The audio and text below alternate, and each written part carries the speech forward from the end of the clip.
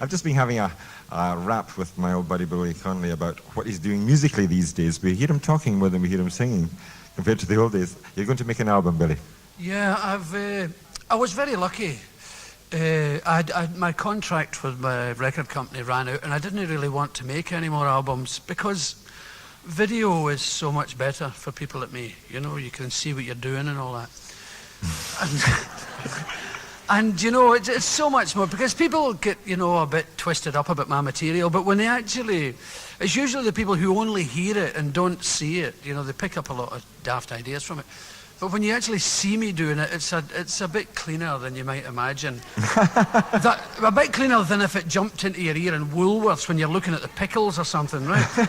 And that's, I get most of my complaints from people like that. Say, I was walking through Woolworths and a man swore at me and it was him. You know? And he's nothing but a dirty. So the video is much better, you know. But I got a contract with a record company, Phonogram, and they said I could make an album whenever I liked, because the album a tour doesn't really suit comedians. Your stuff becomes very hurried up. Mm-hmm. So I made one, and it was smashing, but sold very well, and I was very, very pleased with it because the material had matured great, and I put it on the album.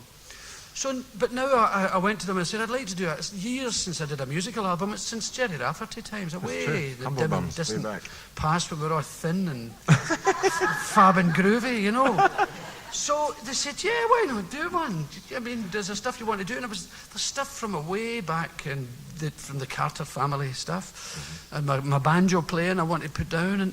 And modern stuff that I'd like to do, and stuff stuff I've admired in other people's albums I'd like to have a bash at. You know, people like Leon Redbone and Tom Waits. Yeah. And I'm going to do it. I'm going to do it real soon. Are you going to play banjo on it yourself? I'm going to play banjo on it myself, and with some other guys who's playing I really admire. And isn't it brilliant to hear somebody playing five-string banjo? That had in Rothfield and Carr when I came in, I couldn't believe it. I thought I was the only banjo player left in the whole world. You know, and I went to Girvan Folk Festival and there was no banjos. I thought, come on. And everybody sat down to play. I thought the folk scene's changing. I'm not playing anymore. Well, you've been picking up some celebrity backup artists as well. Oh, absolutely. I've got so many friends who play. And in Australia, I was doing the Opera House.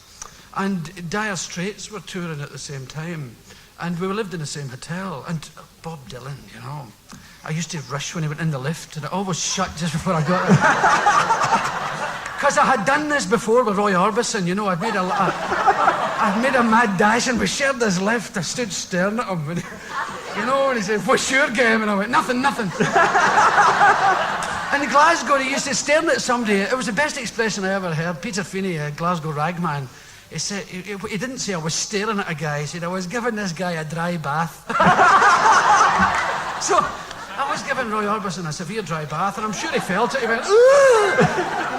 But I tried it with Dylan, but eventually I met Bob Dylan. But the thing was, I was doing the big fancy opera house there, and Mark Knopfler came up and played while I was playing my otter harp. He played my guitar. Very good. And then he invited me up in Melbourne on one of the huge stadiums, and I didn't get my bottle went. I couldn't handle it. I went, oh no. I saw the crowd and just faded. But I asked him if he would come and play, and he said, yeah. So I've got a lot of Chinas, but I'd like some of my folk people to come when I play my banjo and stuff. Because rock and roll people are lovely, but they don't understand that kind of lovely guitar behind the otter harp stuff. That's sympathetic accompaniment. But I'd love to get a lot of Chinas in with it.